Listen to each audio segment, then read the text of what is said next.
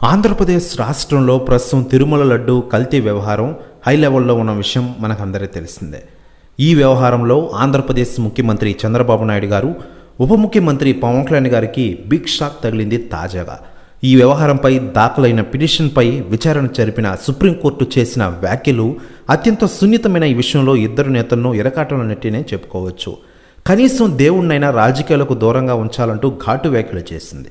ఆంధ్రప్రదేశ్ ప్రభుత్వం ఏర్పాటు చేసిన సిట్తో కాకుండా స్వతంత్ర సంస్థతో విచారణ సాధిస్తే మాత్రం ఇది మంత్రంగా అంటూ చంద్రబాబు గారితో పవన్ కళ్యాణ్ గారిని ఇరకాటంలో పెట్టిన విషయం మనకందరికీ తెలిసిందే.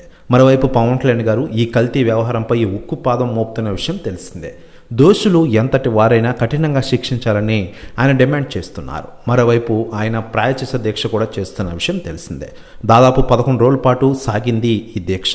రేపు ఆయన తిరుపతిలో ఈ దీక్షను విరమించనున్నారు. ఇక ఇదిలా ఉండగా లేటెస్ట్గా అందుతున్న సమాచారం ప్రకారం పవన్ కళ్యాణ్ గారికి తాజాగా కాంగ్రెస్ చీఫ్ సోనియా గాంధీ గారు స్పందించారట, ఫోన్ చేశారట.